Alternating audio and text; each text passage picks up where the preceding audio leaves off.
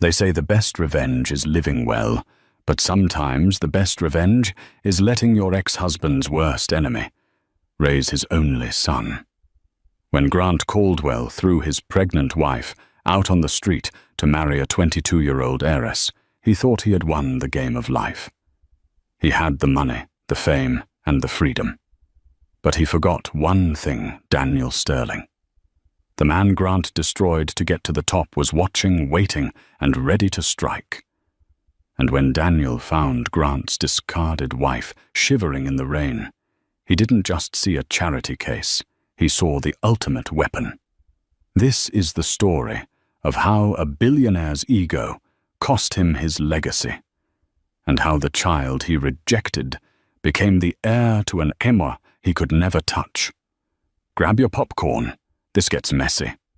The rain in Seattle doesn't wash things clean. It just makes the grime stick harder. That's how Clara Bennett felt sitting across from Grant in the corner booth of Le Cavalier, the restaurant where he had proposed to her 4 years ago. The velvet booth felt suffocating, and the smell of truffle oil, usually a delight, was making her nauseous. She hadn't told him about the baby yet. She wanted tonight to be perfect. "I'm leaving Clara," Grant said. He didn't stutter. He didn't look down at his untouched risotto. He looked right at her, his blue eyes cold hard and devoid of the warmth she used to get lost in. Grant Caldwell, the rising star of the fintech world, treated his marriage like a failing stock. He was dumping it before the crash. Clara blinked her hand instinctively, hovering over her stomach beneath the table. "Leaving we just bought the house in Bellevue." "Grant, what are you talking about?" Grant sighed, checking his Rolex, a gift she had saved for 2 years to buy him for his 30th birthday. "The house is in my name, Clara, and the prenup, well, you know how ironclad it is. I've already had my lawyers draft the separation agreement. It's generous. $10,000. Enough to get you set up somewhere." "Modest." "Modest." Clara's voice cracked. "Grant is there. Someone else." He smirked, a cruel, arrogant tilt of his lips. "Tiffany Street James. Her father is sitting on the board of the Merger Commission. You understand, right? You were great for the startup phase, Clara. You were supportive when I was coding in the garage. But Tiffany, she fits the IPO. She fits the future." The brutality of it took the air out of her lungs. She wasn't a wife. She was a deprecated feature in his software. "I'm pregnant," she whispered. Grant paused. For a second, she thought she saw a flicker of humanity. He took a sip of his wine, swirled it, and set the glass down. "That's unfortunate timing," he said smoothly. "But it doesn't change anything. If you decide to keep it, that's your choice. But don't expect me to play daddy. My lawyers will handle child support to the legal minimum, but I want no custody. Tiffany and I are starting fresh. I don't need baggage." Baggage. That was the last word he said to her as a husband. He stood up, dropped a few $100 bills on the table to cover the meal he hadn't eaten, and walked out of the restaurant, stepping into a waiting black SUV.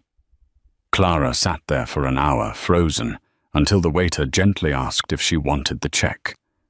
She walked out into the rain, the cold water soaking through her coat, mixing with the tears she couldn't stop.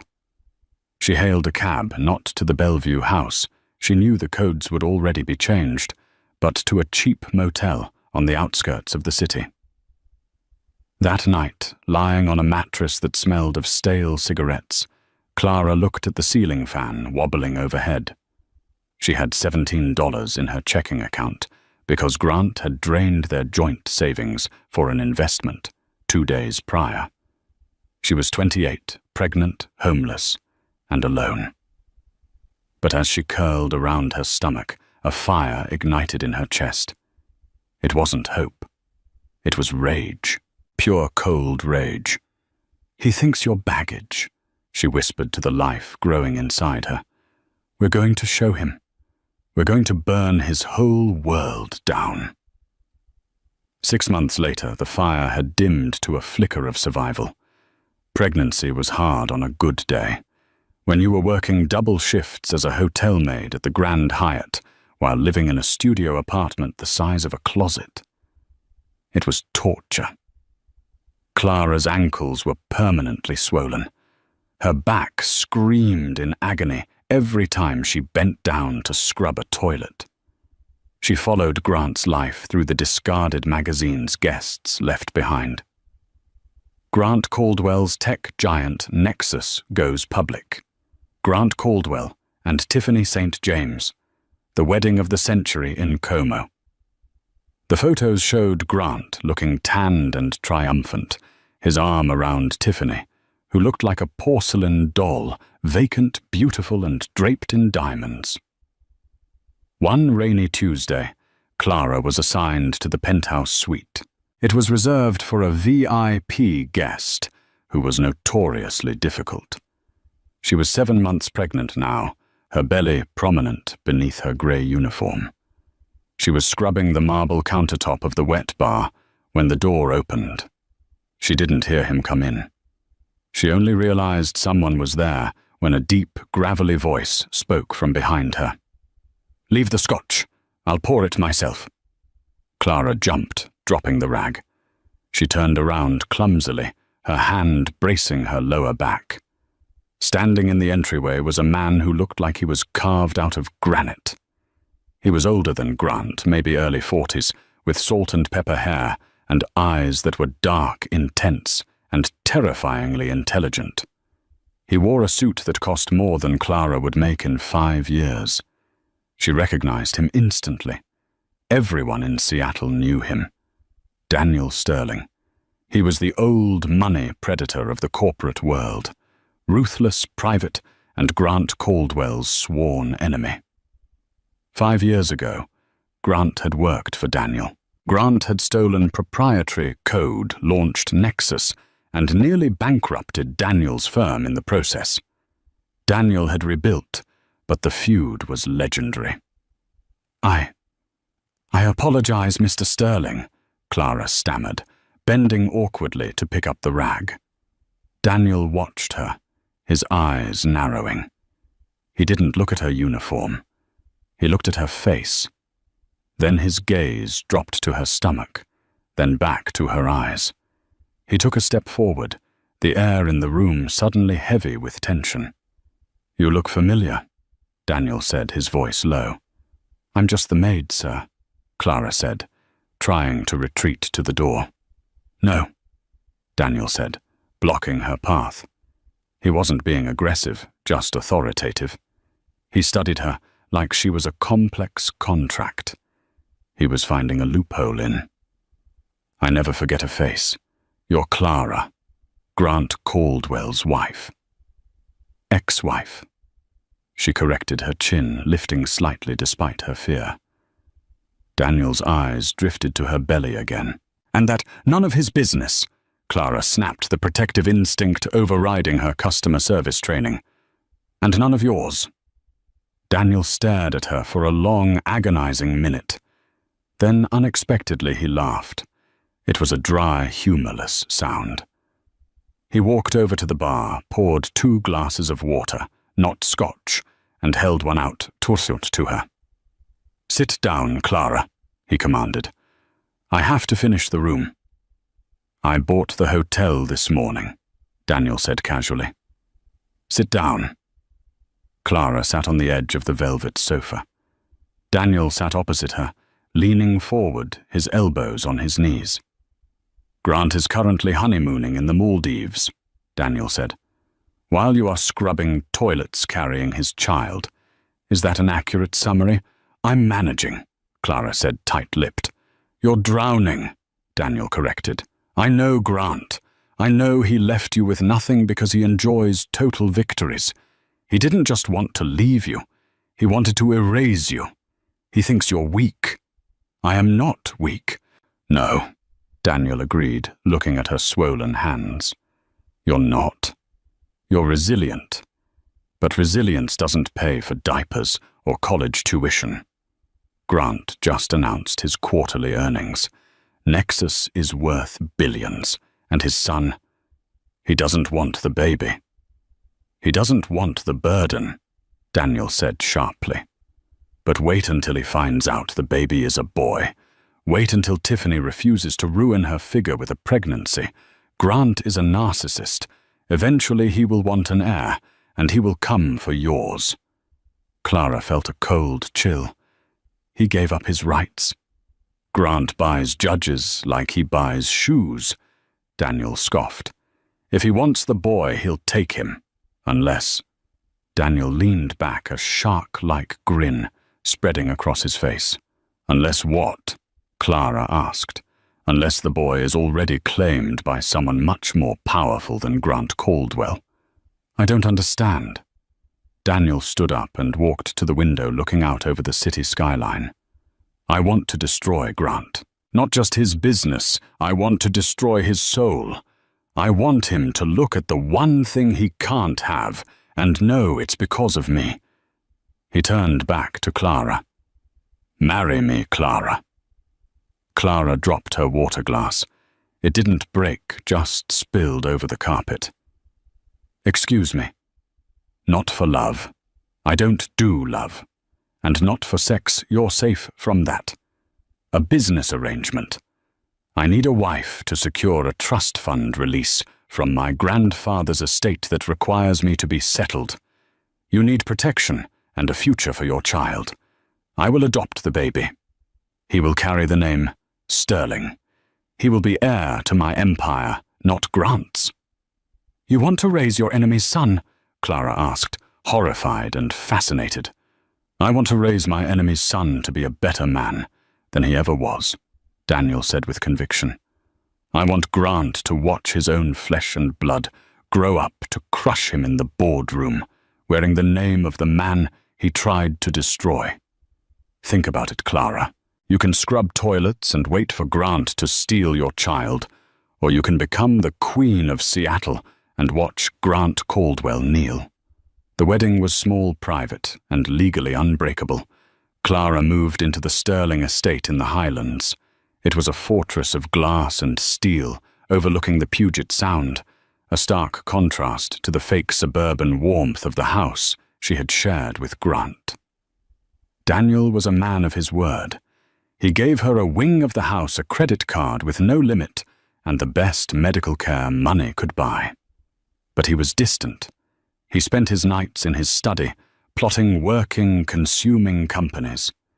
When Clara went into labor 3 weeks early, Daniel was in Tokyo. She expected to do it alone. She was used to being alone. But as they wheeled her into the delivery room, the doors swung open. Daniel was there, still in his suit, looking exhausted but present. He had flown a private jet at Mach speed to make it. He didn't hold her hand, but he stood by the head of the bed like a sentinel. "Breathe, Clara," he ordered, as if commanding a subordinate. Oddly, it helped. When the baby was born, a screaming red-faced boy with Grant's nose but Clara's eyes, the room went silent. The nurse cleaned him up and handed him to Clara. "Lucas," Clara whispered. "His name is Lucas." She looked up at Daniel. He was staring at the baby with an expression she couldn't read. It wasn't hatred. It was curiosity. Lucas Sterling. Daniel tested the name. He reached out a finger, and the baby's tiny hand gripped it.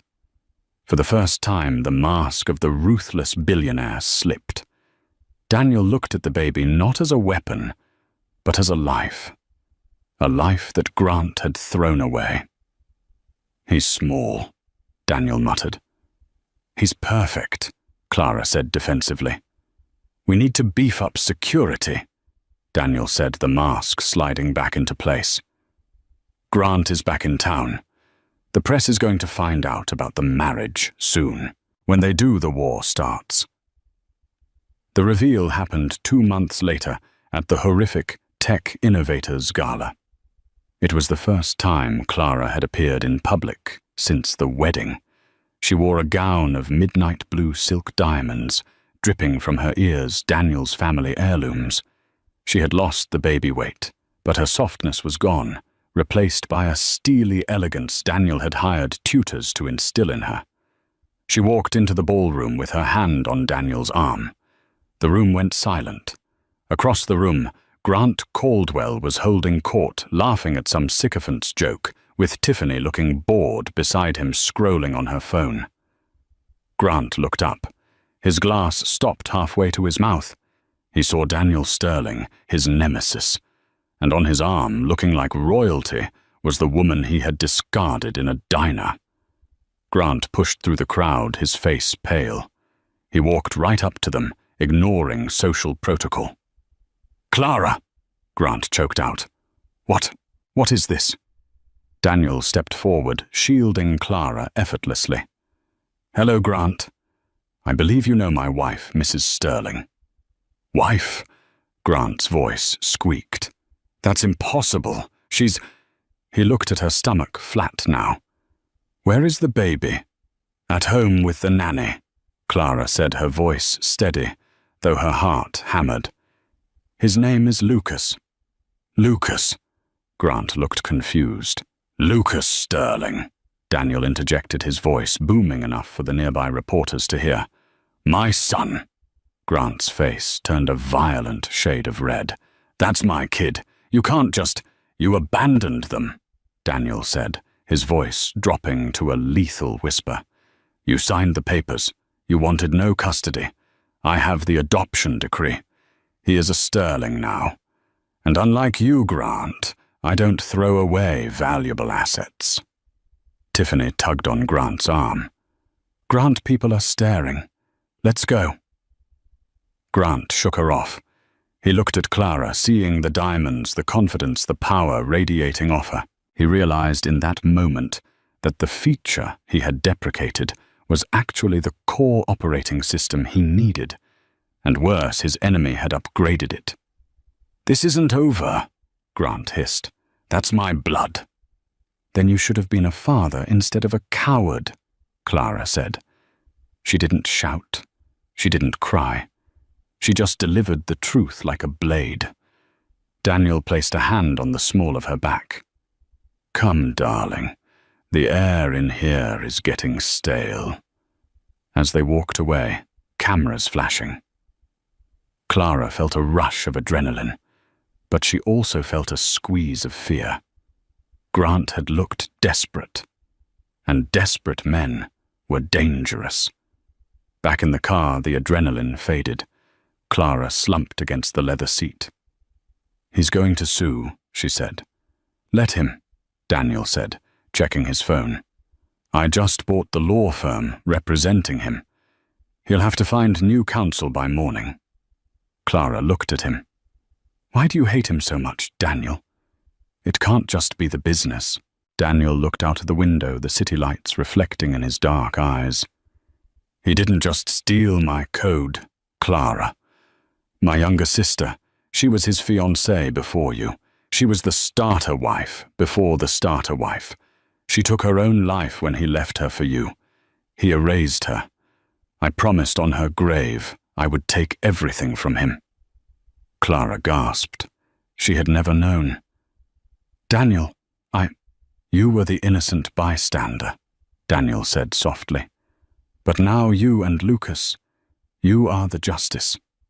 He looked at her, and for the first time there was no calculation in his eyes, just a weary, shared pain. "We are going to crush him, Clara. But first, we have a birthday party to plan. Lucas turns 3 months old next week." The years didn't pass. They accrued like compound interest.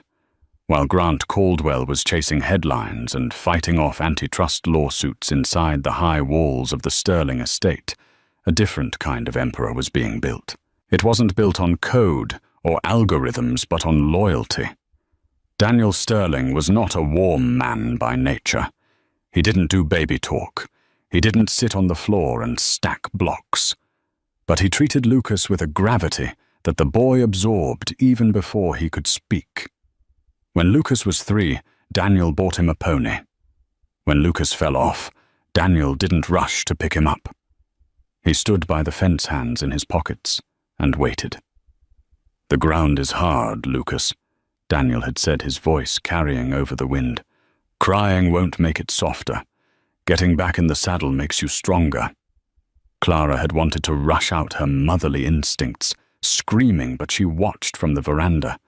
She saw her son, tiny and trembling, wipe his eyes, glare at the pony, and climb back up. Daniel nodded once, a microscopic gesture of approval that meant the world to the boy. That was their dynamic. Daniel was the anvil, and Lucas was the iron being forged. By the time Lucas was 7, the legal battles with Grant had become a dull background noise, like heavy traffic. Grant had sued for visitation 4 times. Each time, Daniel's lawyers, led by a pit bull of a woman named Beatrice Vove, had buried Grant in paperwork. They exposed Grant's erratic schedule, his tabloid scandals, and the revolving door of assistants that Tiffany St. James turned a blind eye to. Grant didn't really want Lucas. He wanted the win. He hated that his son, his genetic copy, was being paraded in society pages as the sterling heir. One rainy afternoon, Clara was in the conservatory repotting orchids.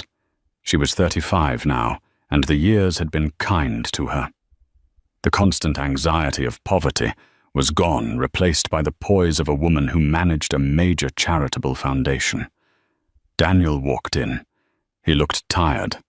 The grey at his temples had spread, turning him into a distinguished silver fox. He poured himself a drink and sat on a wicker chair. "Grant's lawyers filed a motion today," Daniel said, loosening his tie. "They want a DNA test again."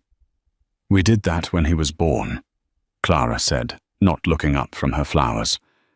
"It's a stalling tactic." "It's harassment," Daniel corrected. "But there's something else. Tiffany is pregnant." Clara's hands froze over the soil. "I thought she went to a clinic in Switzerland. In vitro. It's a girl." Clara dusted off her hands and sat opposite him. "Does this change things for us?" "It changes things for Grant," Daniel said grimly. "If he has a legitimate heir with Tiffany, he might lose interest in Lucas. Or, knowing Grant, he'll view the girl as a prop and double down on getting his son back because he's a misogynist who thinks only a male can run Nexus." "Lucas calls you Dad," Clara said softly. "He doesn't know Grant exists." "He knows of him," Daniel said. "I don't lie to the boy. He knows Grant Caldwell is a competitor. He just doesn't know he's his biological father. We have to tell him eventually." "Not yet," Daniel said, his eyes darkening. "Grant is unstable. Nexus stock dropped 15% last quarter. He's desperate. I won't let him poison Lucas until Lucas is immune to the venom." The shift in their marriage had been so gradual, Clara hadn't noticed when the contract ended and the partnership began. They didn't sleep in the same bed. Daniel was old-fashioned and respected boundaries, but they spent their evenings together. They shared books, debated politics, and unified their front against the world. That night, as the storm battered the glass, Daniel stood up to leave. He paused by her chair. His hand hovered over her shoulder, then rested there, warm and heavy. "You're a good mother, Clara. The best I've seen." "You're a good father, Daniel.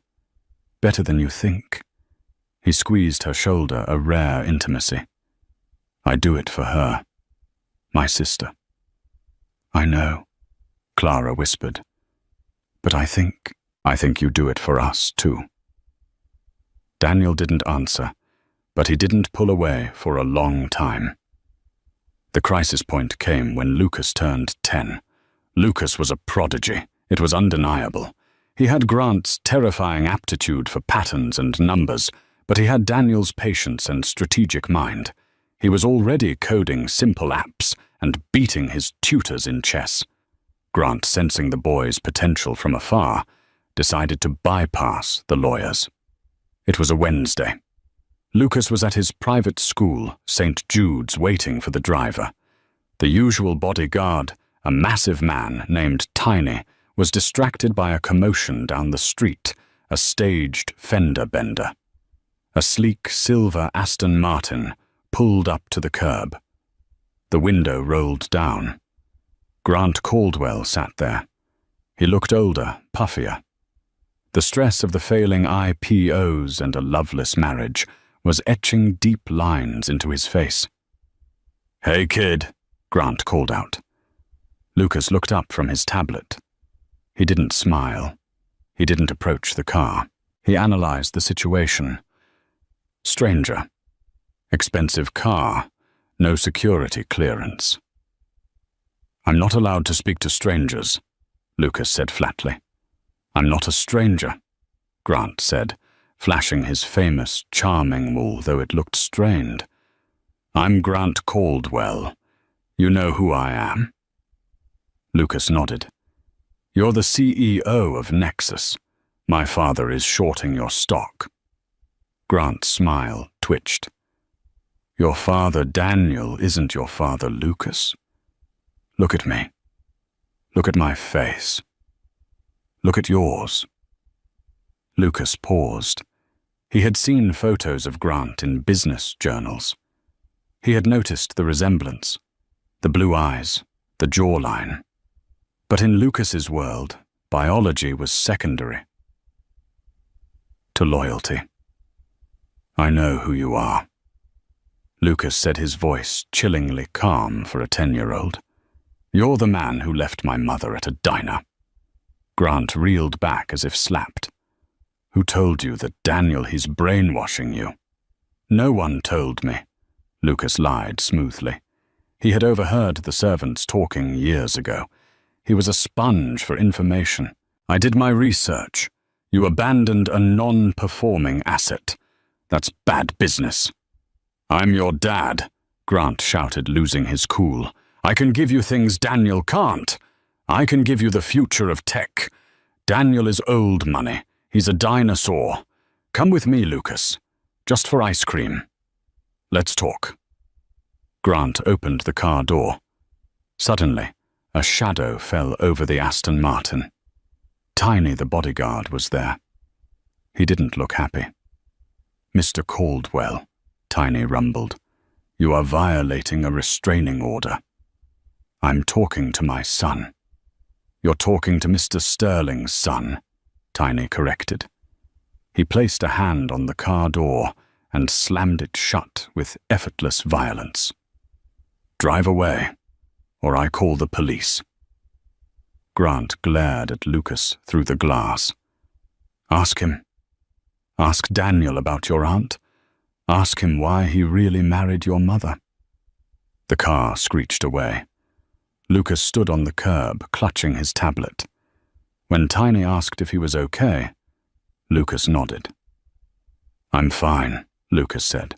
But Tiny, "Yes, young master. Short the Nexus stock. He looks desperate." 6 years later. Lucas was 16. He wasn't just smart anymore. He was dangerous. He stood 6 feet tall, built like a rower, with an intellect that sharpened every time it hit a hard surface. He was interning at Sterling Holdings during the summer, not fetching coffee, but sitting in on mergers. But the seed Grant had planted, "Ask him about your aunt," had grown roots. Lucas knew the story of the rivalry. He knew Grant stole code. But he didn't know the personal toll. He didn't know about Daniel's sister. The revelation didn't come from Daniel. It came from Tiffany. The St. James Caldwell marriage had finally imploded. It was a spectacular supernova of gossip.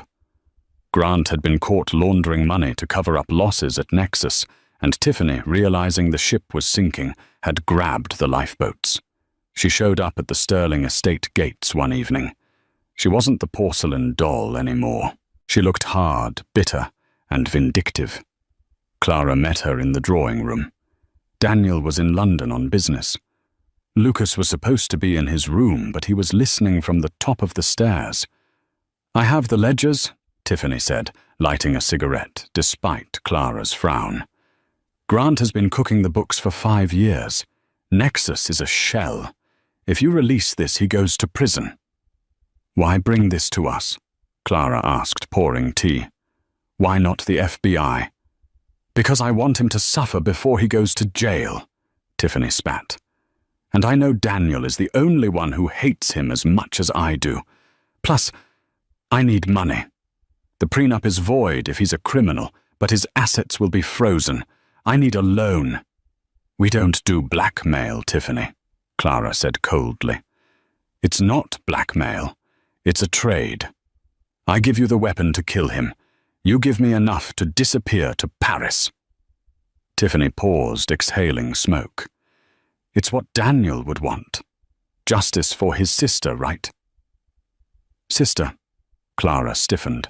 "Oh, come on," Tiffany laughed harshly. "Don't tell me you don't know the girl Grant drove to suicide, Sarah Sterling.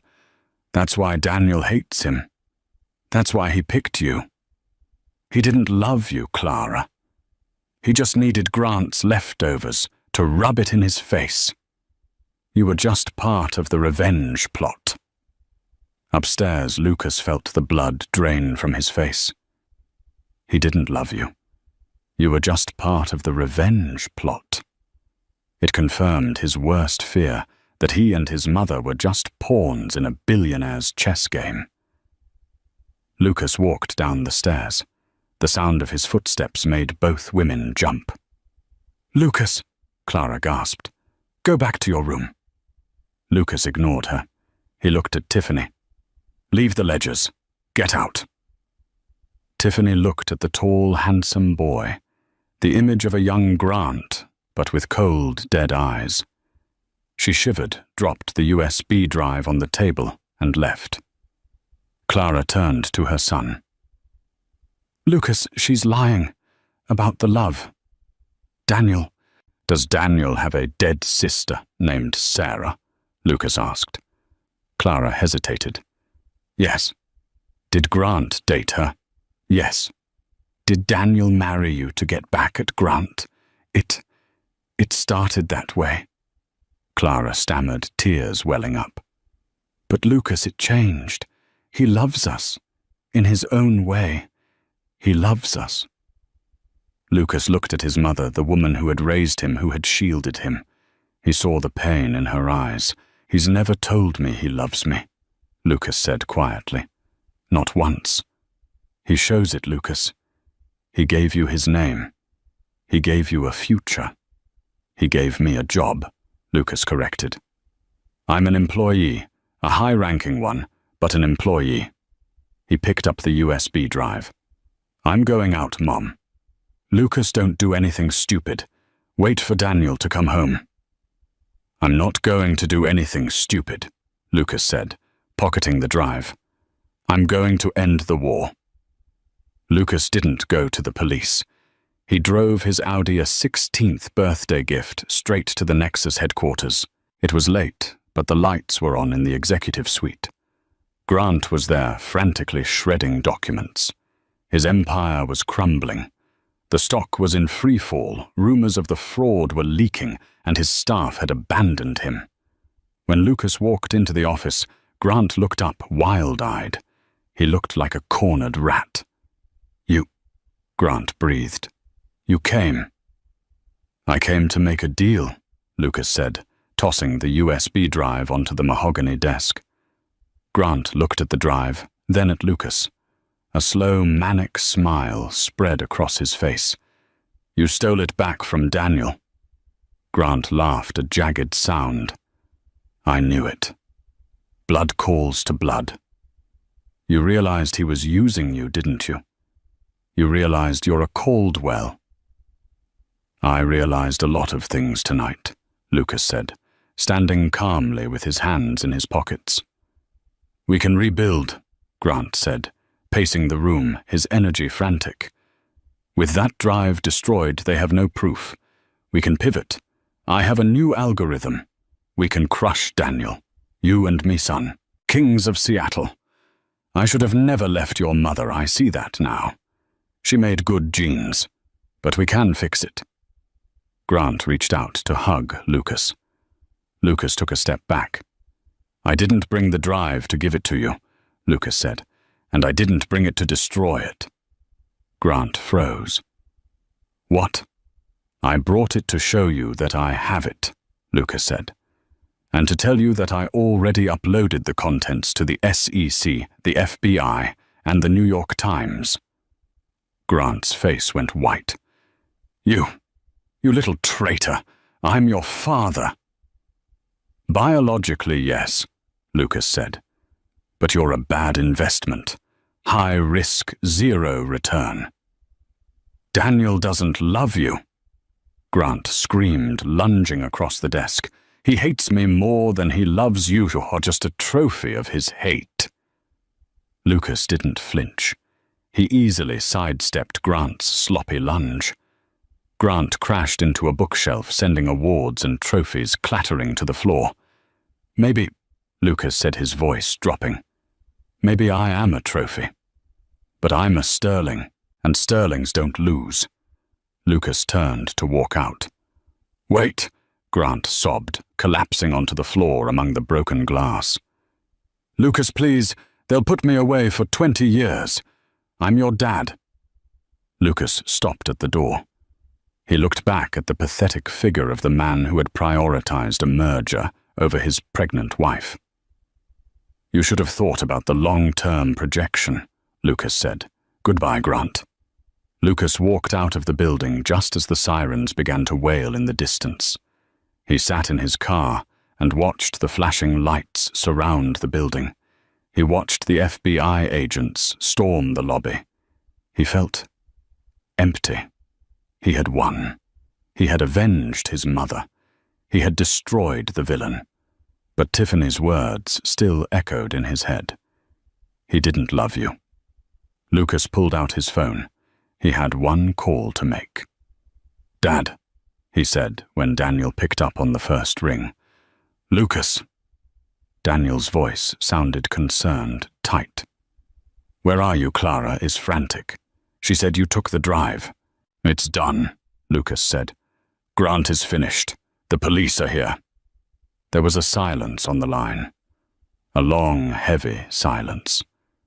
You shouldn't have done that, Daniel said finally. That was my burden to carry, not yours. It was my mother he hurt, Lucas said sharply. It was my life he threw away. I had the right.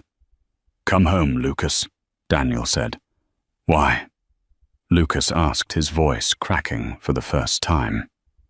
So we can celebrate the end of your revenge project, Tiffany told me. About Sarah. About why you married Mom. Was I just a tool, Dad? Was I just a way to hurt him? Silence again. Lucas, Daniel said, his voice sounding older than Lucas had ever heard it. Come home. I have something to show you. Not tell you. Show you. If after that you want to leave, I will give you your trust fund, and you never have to see me again. Lucas hung up. He put the car in gear. He was going home.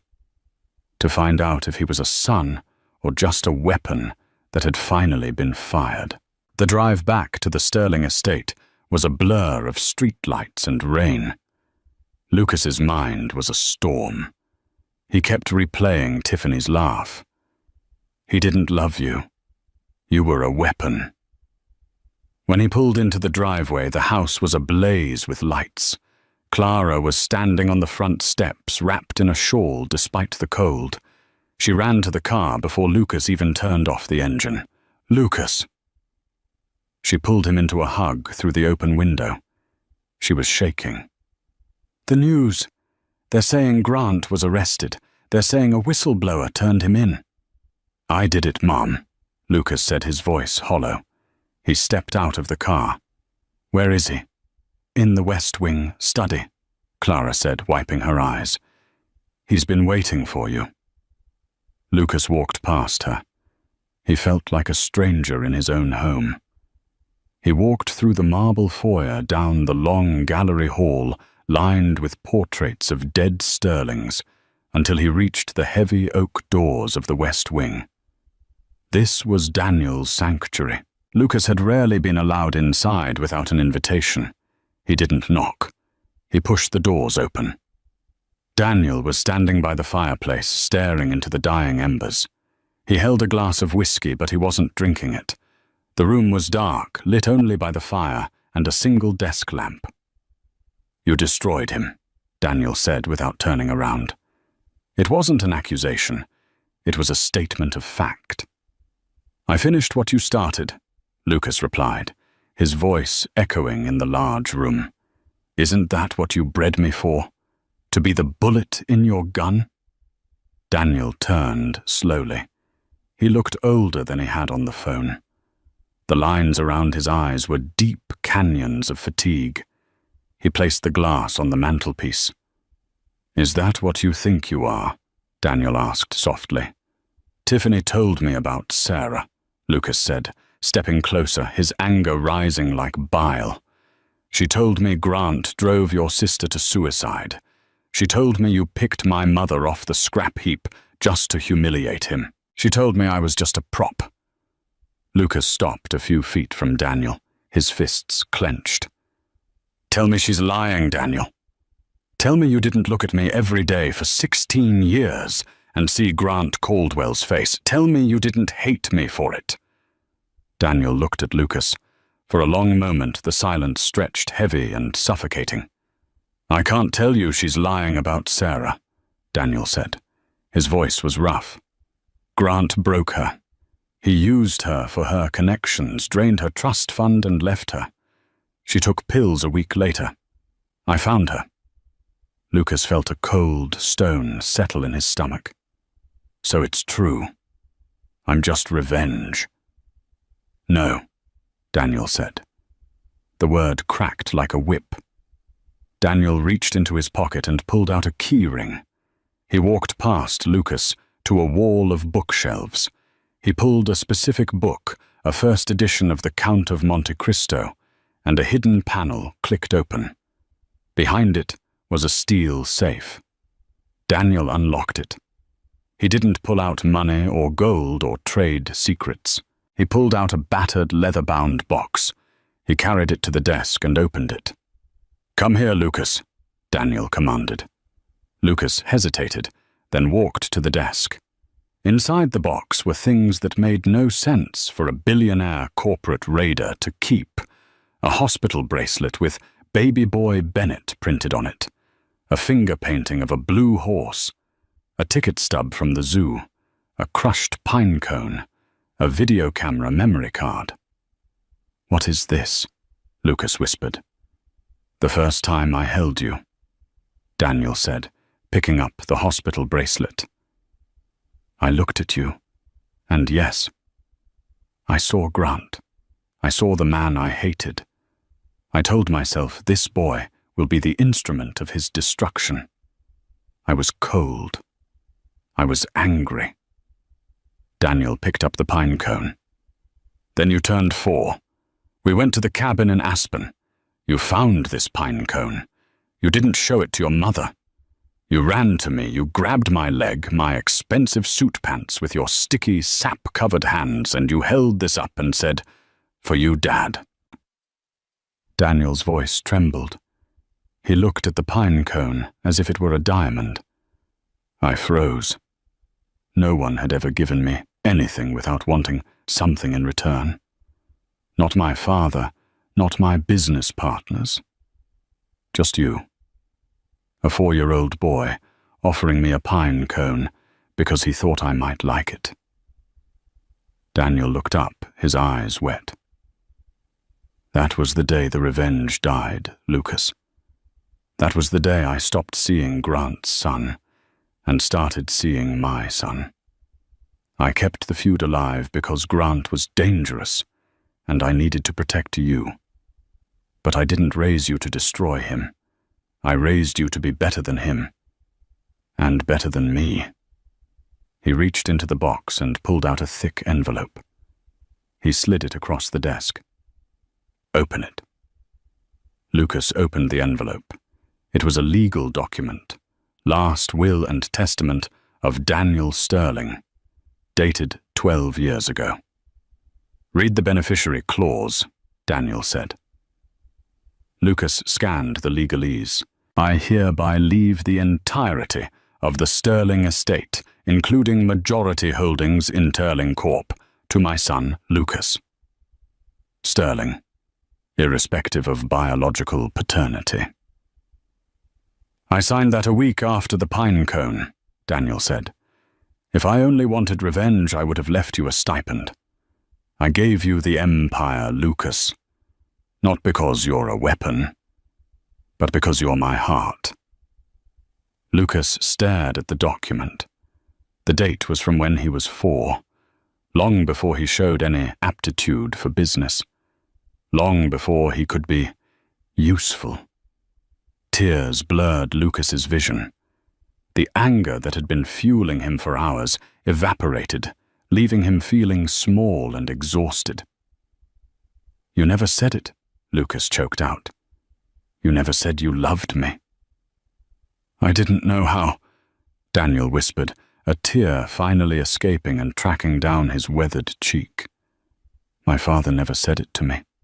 I thought if I made you strong, you wouldn't need love. I was wrong. Daniel walked around the desk. He stood in front of Lucas. The Iron Man of Seattle looked vulnerable. I love you, Lucas, Daniel said, his voice thick with emotion. You are the best thing I have ever done. You are not Grant's legacy. You are mine. Lucas broke. He stepped forward and wrapped his arms around Daniel. For the first time in 16 years, he didn't feel like he was hugging a statue. He felt his father hold him back, gripping him tight, shaking with silent sobs. In the doorway, Clara stood, watching her hand over her mouth, tears streaming down her face. The war was over. Not the war with Grant that was just business. The war for their family was won. The trial of Grant Caldwell was the media event of the decade. The evidence Lucas had provided was damning. Fraud, embezzlement, insider trading, money laundering. It was a laundry list of corporate sins. Grant had tried to plug the holes in his sinking ship by stealing from the passengers. Lucas attended every day of the trial. He sat in the front row wearing a charcoal suit flanked by Daniel and Clara. Grant looked terrible. He had lost 30 pounds. His hair was thinning. He wore a cheap suit provided by his public defender because all his assets were frozen. When Grant took the stand, he tried to play the victim. He cried. He pointed at Daniel. He screamed that it was a conspiracy.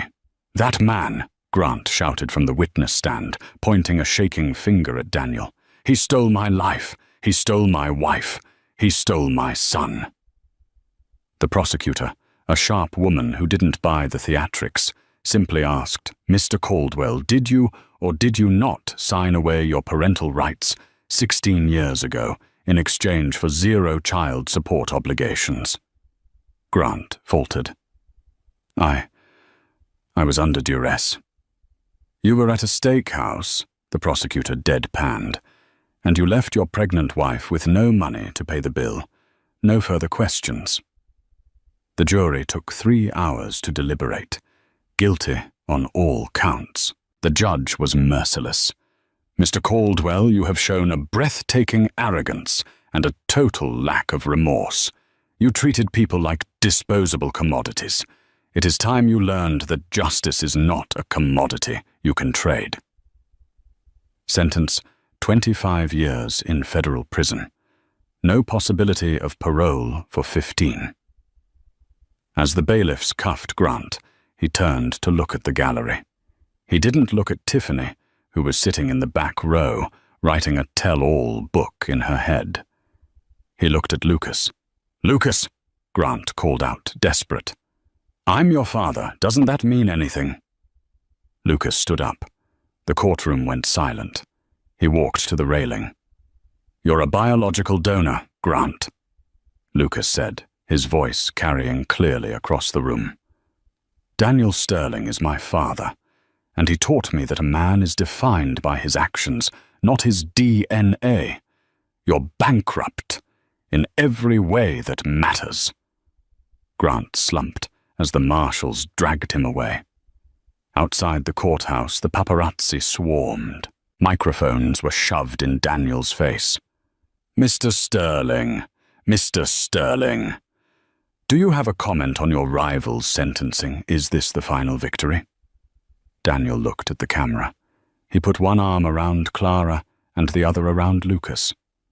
"I don't have a rival," Daniel said calmly. "I have a family. The rest is just noise." They got into the limousine and drove away, leaving the chaos behind. 10 years later. The Seattle skyline had changed. The Nexus Tower was gone, rebranded, and absorbed into Sterling Bennett Global. The office at the top of the Sterling Tower was bustling. Lucas Sterling, 26, and the newly appointed CEO, was reviewing the quarterly projections. He was formidable, brilliant fair, and terrifyingly efficient. But unlike the man who had sired him, his staff adored him. He knew the name of every janitor and intern.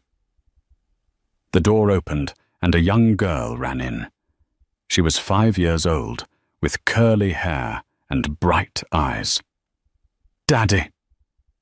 Lucas's face transformed. The serious CEO vanished, replaced by a beaming father. He spun his chair around and caught her. "Maya. What are you doing here? You're supposed to be at Grandma Clara's." "Grandpa Daniel brought me," she giggled. "We went for ice cream. He let me have 2 scoops. Daniel walked in behind her. He was 70 now, moving a bit slower, using a cane, but his eyes were sharp. He wore a soft sweater instead of a suit. Retirement suited him. "She negotiated," Daniel said with a smirk. "She has your skills, Lucas. I didn't stand a chance." "You're getting soft, old man." Lucas laughed, bouncing his daughter on his knee. "I earned the right to be soft," Daniel said, sitting on the sofa. "I spent 40 years being hard, so you could be whole." Lucas looked at his father. The gratitude never really faded. "How is she?" Lucas asked. "Clara." "She's in the garden. She's happy, Lucas. Truly happy. We're going to Italy next month. No business. Just us." Lucas smiled. "Good," his secretary buzzed in. "Mr. Sterling, there's a man in the lobby. He says he knows you. He doesn't have an appointment. He says he just got out." Lucas went still.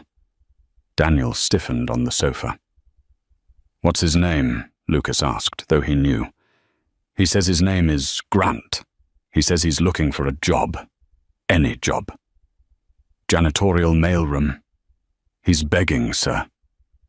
Lucas looked at Maya, safe and loved in his arms. He looked at Daniel, the man who had saved them.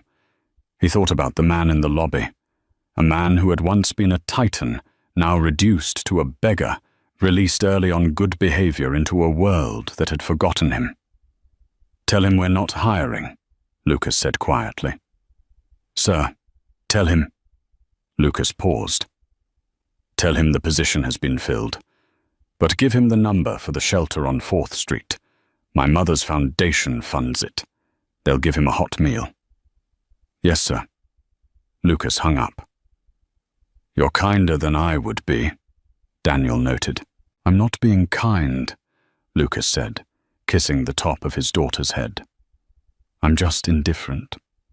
Hate takes too much energy, Dad, and I have better things to invest in." Lucas stood up, holding Maya's hand. "Come on. Mom is waiting for us. Let's go home." They walked out of the office, the 3 generations of Sterlings, the one by blood, the one by choice, and the one by love. Down in the lobby, a grey, broken man watched the elevator indicators go up, realizing the doors would never open for him again. Grant Caldwell walked out into the rain, and this time no one was watching. And that, my friends, is how the ultimate revenge isn't about destroying your enemy. It's about outgrowing them. Grant Caldwell thought people were assets to be acquired and dumped. He died a pauper in a world he used to rule, while the son he threw away became the king he could never be. It brings up a tough question. If you were Lucas, would you have helped Grant at the end? Or did he deserve to be turned away? Let me know in the comments below. I really want to see your take on this. If you enjoyed this roller coaster of karma, betrayal, and redemption, please destroy that.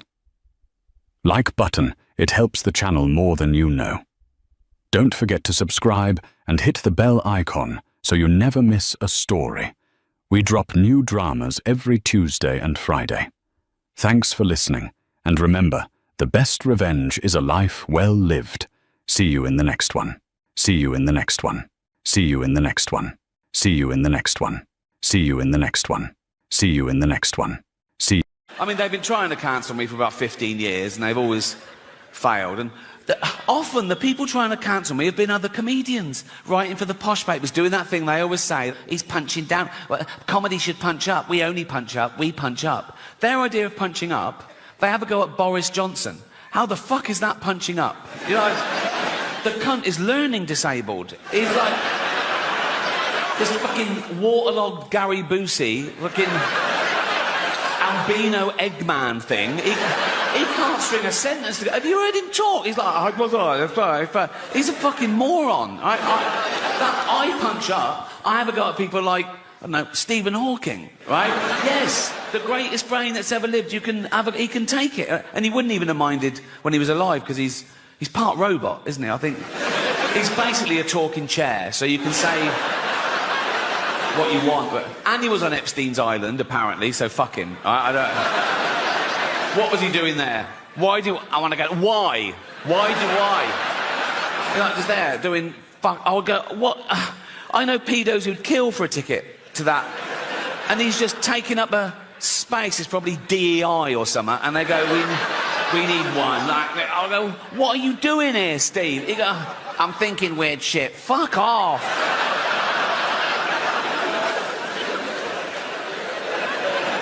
That is probably a hate crime. That is.